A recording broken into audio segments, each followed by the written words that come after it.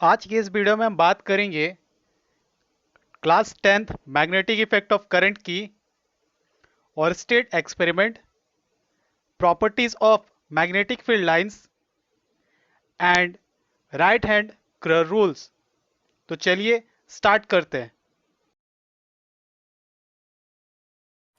चलिए बात करते हैं ऑरस्टेड एक्सपेरिमेंट पे। ऑरस्टेड जो एक साइंटिस्ट थे, उन्होंने एक दिन ऑब्जर्व किया जब वो अपने लैब पे एक कंडक्टर पे एक्सपेरिमेंट कर रहे थे। उन्होंने देखा कि जब हम किसी कंडक्टर के थ्रू करंट को पास करेंगे तो और उस कंडक्टर के आसपास में, उस कंडक्टर के पैरेलल अगर हम कोई कंपास रखते हैं तो वो कंपास के नीडल्स वो होते हैं डिफ्लेक्ट। ऐसा क्यों होते हैं? नीडल्स तो सिर्फ मैग्नेटिक फील्ड पे ही डिफ्लेक्ट करती है। नीडल्स इसीलिए बनते हैं ना कि वो हमें डायरेक्शन दिखा सके।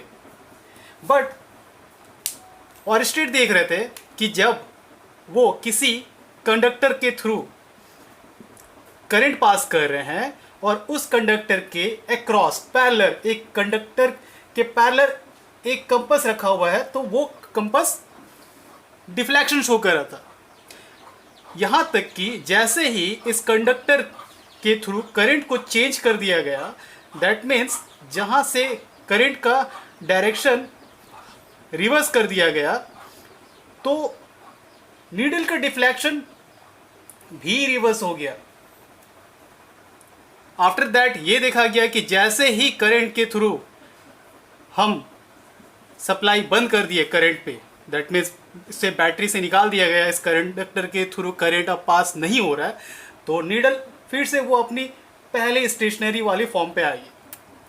इससे कंक्लूजन हमें ये मिलता है कि कहीं ना कहीं कुछ रिलेशन है इलेक्ट्रिसिटी और मैग्नेटिज्म का।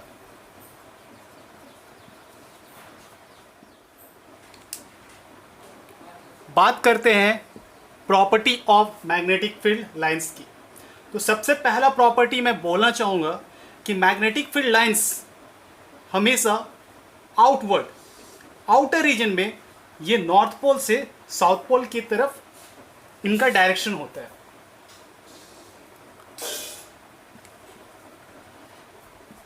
Magnetic field lines are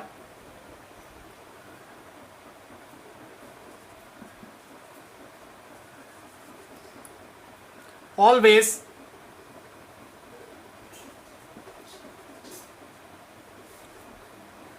flow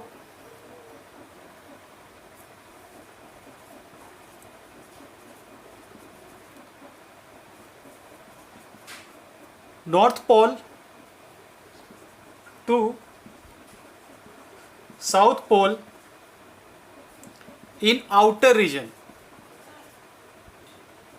in outer region, and inside the bar, and inside the bar magnet,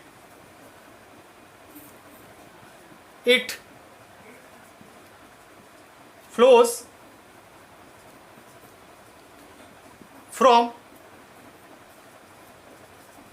south pole to north pole. ये आउटर रीजन पे नॉर्थ पोल से साउथ पोल की तरफ मूव करेंगे और इनसाइड द मैग्नेट बार ये south pole से north pole की तरफ मूव करेंगे। सेकेंड प्रॉपर्टी के बारे में जानते हैं।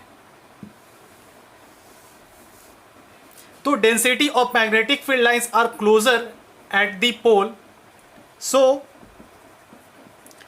इंटेंसिटी और strength of magnetic effect will be more at the pole. चूंकि यहाँ पे इस दो रीजन पे मैग्नेटिक फील्ड लाइंस क्लोजर है एक दूसरे के, जिसके वजह से इस पॉइंट पे मैग्नेटिक इंटेंसिटी भी बहुत ज़्यादा होगा। मीन्स इस पॉइंट पे रिपल्सन और अट्रैक्शन की जो प्रॉपर्टी होगी वो बहुत ज़्यादा होगी compare to other region. And where is less closer than intensity of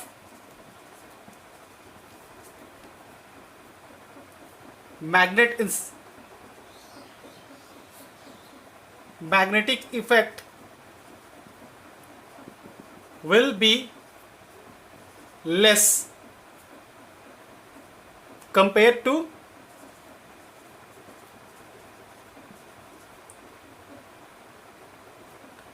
pole. Pole के कंपैरिजन में यहाँ पे मैग्नेटिक फील्ड लाइंस क्या होंगे, कम होंगे। मैग्नेटिक फील्ड लाइंस कम होंगे इस एरिया पे पोल के कंपेयर में। तो मैग्नेटिक फील्ड लाइंस जैसे इस एरिया की बात करें, यहाँ पे मैग्नेटिक फील्ड लाइंस एक दूसरे से बहुत ज़्यादा अवे है, तो इस जगह पे वीक होगा मैग्नेटिक फील्ड स्ट्रेंथ, और इस जगह पे बहुत ज़्यादा क्लोजर है, जिसकी वजह से यहाँ पे मैग्नेटिक फील्ड स्ट्रेंथ स्ट्रांग होगा। थर्ड प्रॉपर्टी की हम बात करते हैं तो direction of magnetic strength.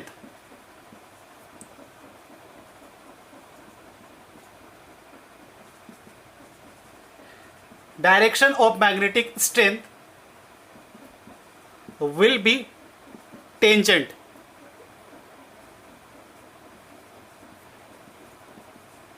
To the curve line.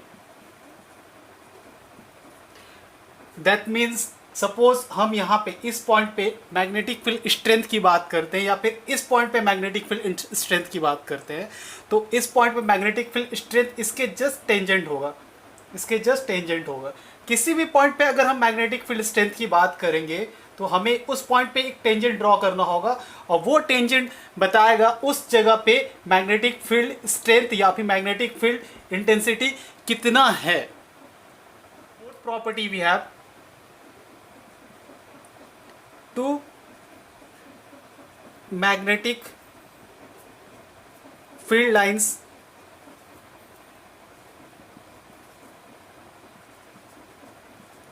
never cross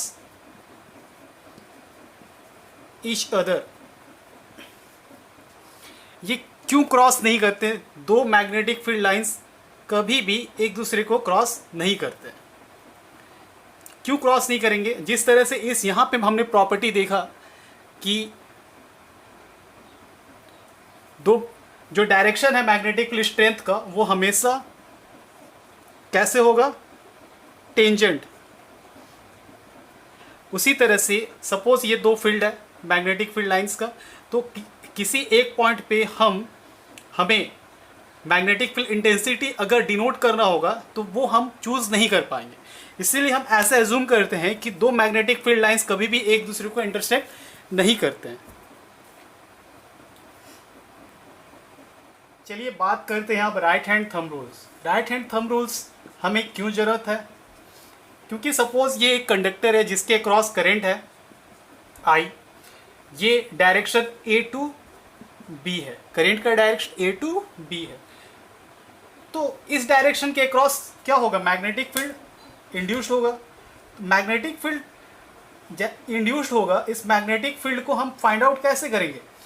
तो ये मैग्नेटिक फील्ड का डायरेक्शन को ही बताने के लिए हम यूज़ करते हैं राइट हैंड थंब रूल। इसके लिए आपको करना कुछ नहीं है, अपने पेन को ऐसे पकड़ना है जिस डायरेक्शन में करंट फ्लो हो रहा है, ओके, और अपने पाम को इस तरह से आप क्रल करोगे, तो जिस डायरेक्शन में आपका थंब होगा उस डायरेक्शन में करंट को होना है।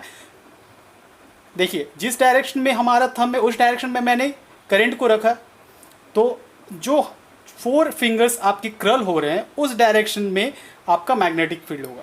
सपोज इस डायरेक्शन में करंट है तो मैग्नेटिक फील्ड ऐसे होगा, इस डायरेक्शन में करंट है तो मैग्नेटिक फील्ड ऐसे होगा, समझ रहे हो ना? तो इस डायरेक्शन में A टू B यहाँ पे मैग्नेटिक फील्ड कैसे होगा, कुछ ऐसे। तो ये होता है राइट हैंड कर्ल रूल, जिससे मैग्नेटिक फील्ड को फाइंड आउट कर सकते हैं. So it's a very easy way to find out the direction of magnetic field associated with the current carrying conductor. That means मैं फिर से बता रहा हूँ, ये आपका करंट का डायरेक्शन है. आप इसे ऐसे थंब को करंट के डायरेक्शन में रखोगे, फिंगर को कर्ल करोगे, तो आपका फिंगर बताएगा कि आपके मैग्नेटिक फील्ड का डायरेक्शन कैसा है. चाहे वो करंट किसी भी डायरेक्शन में हो, आप करंट का डायरेक्शन को फाइंड आउट कर सकते हो. ठीक है, आज के लिए बस इतना ही. मिलते हैं नेक्स्ट वीडियो पे किसी नए टॉपिक के साथ.